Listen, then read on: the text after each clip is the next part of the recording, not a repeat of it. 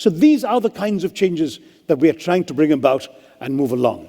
But there's a change that the government alone can't do. If you look at the need for research and innovation, you've heard a lot of that, I'm sure, in the course of the TED Talks. Research is something which the government wants to double the amount of money it's spending on research from 1% of GDP to 2%. We haven't had the money to pump into it yet. But innovation requires new ways of thinking. I heard you had a talk about hyper-thinking. I missed it.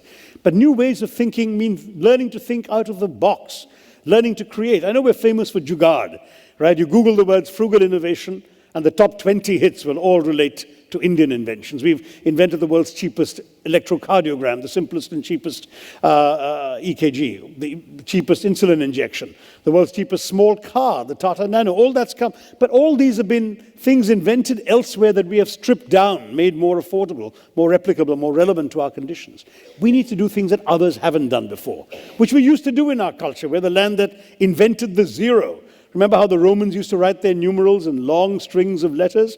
Until an Indian thought of the idea of zero, emerging from the notion of shunyata in Hindu and Buddhist thinking. And that came into the zero, shunya, which transformed global mathematics.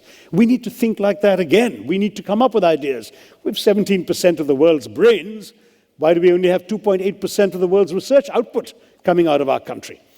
Well, perhaps we need to start in the classroom. Get our kids not just to have their heads filled full of facts and textbook materials and teachers' lectures, because frankly that gives you a well-filled mind. But in the era of the internet, you don't need a well-filled mind. You've got Google, right? You can find out anything you want with 2 clicks of the mouse. What you need is a well-formed mind, a mind that reacts to unfamiliar facts and details, that can actually synthesize information that it hasn't studied before. A mind, in other words, that can react to the bigger examination called life, which doesn't actually only give you things you've prepared for.